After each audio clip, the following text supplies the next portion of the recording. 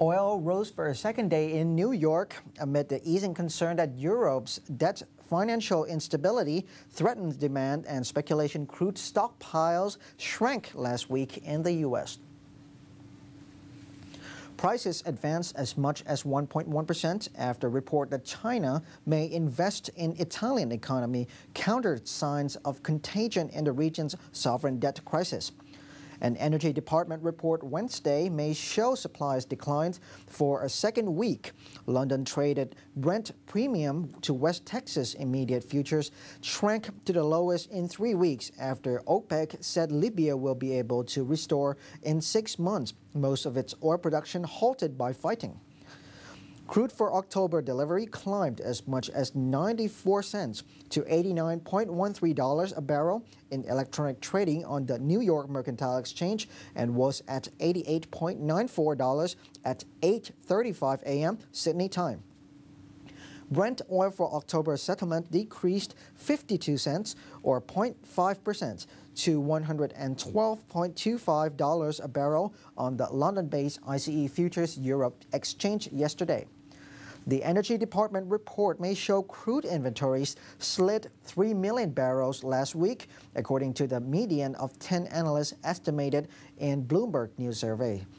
Gasoline supplies probably fell 500,000 barrels, the survey shows.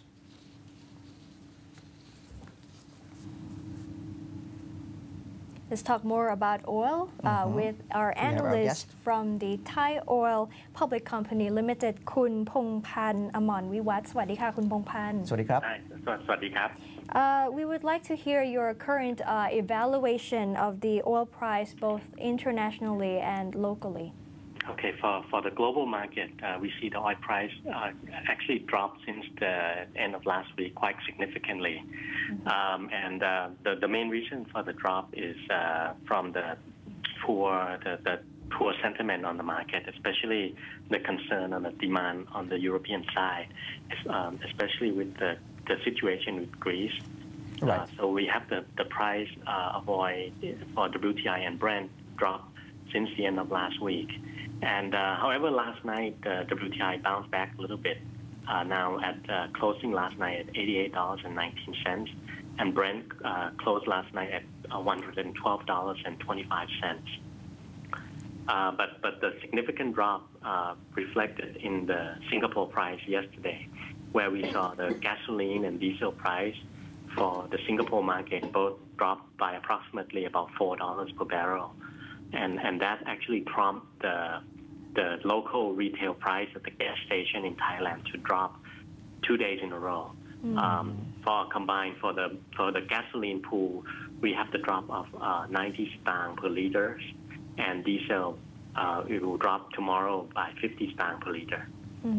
And how do you view the trend for the short and medium-term prices for oil and its effect on the government?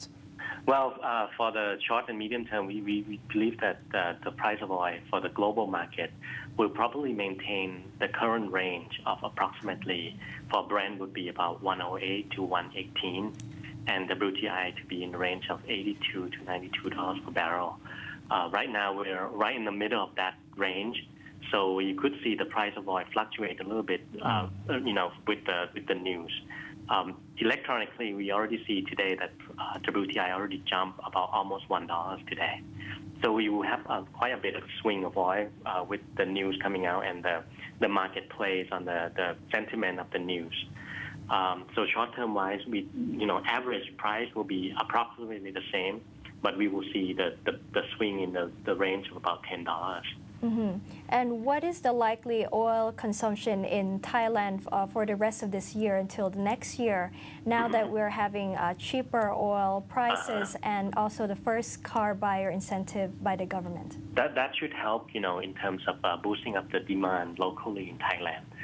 Normally, Thai consumers are very sensitive to price. We have actually done some regression analysis in the past, and we saw that, with the change, the change in the oil fuel fund collections for the gasoline pool, reduction of about 6 to 7 baht per liters of the gasoline products at the retail station if the regression model is correct, then it should yield an increase in demand of about 3 to 4%. So we, definitely we have seen a trend that the demand in Thailand has increased even before the reduction of price or even before the injection of the new policy. So this year the demand should increase overall by approximately about 3%, all of the, across the product line. Okay, well, thank you very much, Kun No problem. Pongpan, for sharing with us today. Okay, thank you. Bye.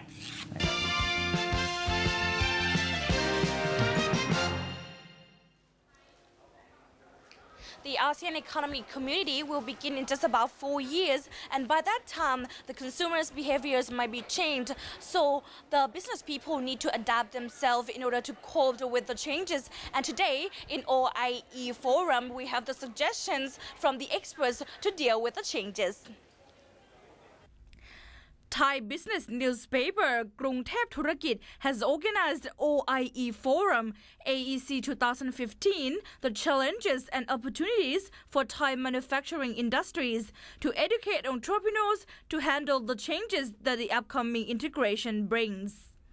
One of the changes is in the consumer's behavior. Assistant Professor Gandhi Leopairod, Executive Director of Asian Knowledge Institute, who is one of the speakers on stage, pointed out that the consumer's behavior will be different from the past due to the shift of generation and the transformation of the upbringing method as well as the experience. Couple things that will be true for sure. Number one, the individualism will be even more significant. They want to be themselves, they want to be different. So basically, the entrepreneurs will prepare to be different and flexible in terms of, getting into the niche market rather than a mass production, just like the way that we used to be. So make sure that you're willing to be flexible, and the difference in terms of production strategy will be different as well. As I just mentioned, mass customization will come into play in terms of the production style. Professor Gandhi also estimated that the technology will play a big role. Cost, quality, and speed of delivery will be just a baseline for products and services in the next 5 to 10 years.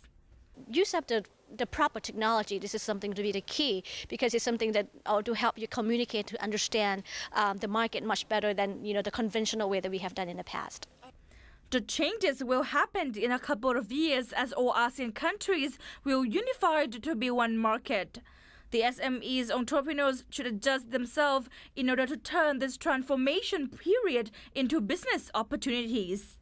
Speakers in the forum highlighted that instead of looking at ASEAN market as one, SMEs should focus on country by country, because people in each country or even each province in the country have different tastes and purchasing styles.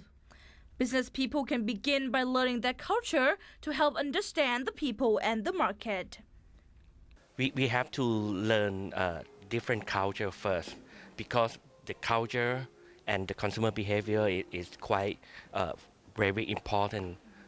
That make we understand the market. I think they have to focus on country by country and step by step. They cannot move fast like okay, we are ready to the year to the ASEAN start, but I think we have to learn right now to understand. Some experts say SMEs should find a local partner to facilitate their business and get to know the particular country better. However, another speaker, Bunchai Pantun Amporn, Chief Executive Officer of Sabina Public Company Limited, disagreed with the idea, saying there are chances that business people meet with the wrong partners, such as small partners that do not have enough money to do business or sales-oriented partner that could neglect the products. It would be better for them to start doing it on their own first. Bunchai also has other suggestions for SMEs in preparation for the changing in the market. For SME, when we talk about SME, we mean a small business. The small business have to concern a lot on their own capacity and their ability. And don't think that to do the cheap product with a mass market, because you are SME, make a high price, find the new technology or new know-how or new innovation, I should say. Yeah, and to have your own uniqueness, then you can bring up your price, find the right niche market in that country. Then you still can go. Yeah. The last speaker was Son Chongsijan, Chief Executive of Y&R Thailand. He came with 4 pillar strategies for SMEs to make the best out of this integration. There are basically 4 pillars of doing a business strategy for the local Thai SME. The first pillar, the Thai SME got to have a differentiations of their products or services. They got to be some sort of black sheep among white sheep. The second pillar, the products or services got to has what we call relevance. Anything that will be relevant to the local markets in each particular 10 ASEAN market. And the third pillar, what we call esteem. They got to be liked, they got to be loved by that particular local customers or consumers. And last but not the least one, which is the pillars of knowledge. They got to build brands. They got to make their brands or their products or services be aware among their prospect or their future customers. One of the outstanding suggestions for entrepreneurs who would like to enter the ASEAN market in 2015 is that do not just compete but collaborate, need not be best but be unique. Aravitang Misang, Nation Broadcasting Corporation, reporting for ASEAN TV.